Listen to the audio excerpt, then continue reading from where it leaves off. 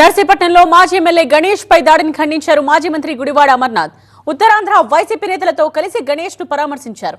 గణేష్ పై కర్రలు కత్తులతో దాడికి దిగారని ఆరోపించారు. ఉత్తరాంధ్రలో ఎన్నడూ లేని సంస్కృతిని తీసుకొచ్చారని విమర్శించారు అమర్నాథ్. గణేష్ పై దాడిని వదిలిపెట్టే ప్రసక్తే లేదని, నిందితులపై హత్యాయత్నం కేసు పెట్టాల్సిందేనని డిమాండ్ చేశారు. ఉత్తరాంధ్రలో ఇటువంటి సంస్కృతి లేదు. గతంలో ఎప్పుడన్నా ఈ ఉత్తరాంధ్ర ప్రాంతంలో ఇటువంటి సంస్కృతి లేదు. మందేరు ఎప్పుడు కూడా రాజకీయంగా ఆరోపణలు ప్రత్యారోపణలు చేసుకోవడం అనేటువంటి సహజం. అది రాజకీయాల్లో సహజంగా ఉండాల్సినటువంటి విధానం. కానీ ఇలా మనుషుల్ని చంపేటువంటి పరిస్థితులు తీసుకొని వచ్చారంటే అసలు ఈ నాయకత్వాన్ని ఏమనాలో,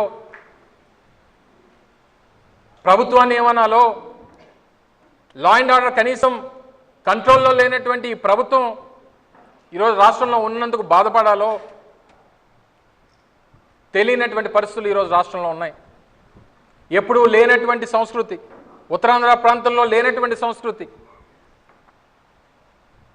ఈ రకంగా దాడులు జరిగేటువంటి దాన్ని ఉపేక్షించేటువంటి పరిస్థితులే ఉండవు అనేటువంటి విషయాన్ని కూడా ఇది పార్టీ నాయకుడు జగన్మోహన్ రెడ్డి గారి మాటగా గణేష్ గారికి, గణేష్ కుటుంబానికి భరోసాను ఇవ్వాలనేటువంటి అభిప్రాయంతో రాత్రి నుంచి పెద్ద ఎత్తున రాష్ట్ర వ్యాప్తంగా పార్టీ అంతా కూడా వారి వెంట ఉంది అనేటువంటి మెసేజ్ని ఇస్తూ ఉంది.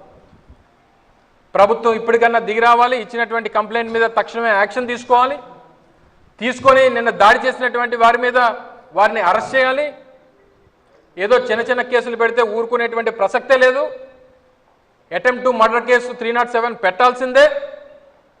అందులో ఇన్వాల్వ్ అయినటువంటి వ్యక్తులు కూడా గత చరిత్ర ఉన్నటువంటి వారు, గతంలో ఇటువంటి ఇల్లీగల్ యాక్టివిటీసు, ఇటువంటి మర్డర్ యాక్టివిటీసు ఇందులో ఇన్వాల్వ్ అయినటువంటి వ్యక్తులు ఇందులో అందరూ ఉన్నారు. కాబట్టి తక్షణమే వాళ్ళ మీద యాక్షన్ తీసుకోవాలనేటువంటిది వైఎస్ఆర్ కాంగ్రెస్ పార్టీ డిమాండ్ చేస్తూ ఉంది. నర్సీపట్నం ఘటనపై పోలీసులు వివరణ ఇచ్చారు. ఘటనపై విచారణ జరిపి బాధ్యులపై చర్యలు తీసుకుంటామన్నారు. సృష్టి క్షేత్రం బ్యూటిఫికేషన్ పనులు అడ్డుకోవడానికి మాజీ ఎమ్మెల్యే ఉమాశంకర్ గణేష్ ప్రయత్నించారు. తన కార్యకర్తలతో వచ్చి టిప్పర్ లారీకి అడ్డంగా నిలిపారన్నారు. అదే సమయంలో టీడీపీ కార్యకర్తలకు విషయం తెలిసిందన్నారు నర్సీపట్నం పోలీసులు. వారందరూ అక్కడికి చేరుకోవడంతో ఇరు వర్గాల మధ్య వాగ్వాదం జరిగిందన్నారు. ఎవరో గుర్తు తెలియని వ్యక్తి మాజీ ఎమ్మెల్యే కార్ ధ్వంసం చేశారని పోలీసులు ప్రకటించారు. నర్సీపట్నం సృష్టి క్షేత్రం పనులపై హైకోర్టులో స్టే ఉండగా రాత్రిపూట సృష్టి క్షేత్రంలో అక్రమంగా మట్టి తవ్వకం, ఇతర పనులు జరుగుతూ ఉండగా వాటిని మాజీ ఎమ్మెల్యే ఉమాశంకర్ గణేష్ పరిశీలించారు. ఈ క్రమంలోనే ఉమాశంకర్ వాహనంపై దాడి జరిగింది. దీంతో చలో నర్సీపట్నంకు వైసీపీ పిలుపునిచ్చి నాయకులంతా మాజీ ఎమ్మెల్యేకు మద్దతు తెలిపారు.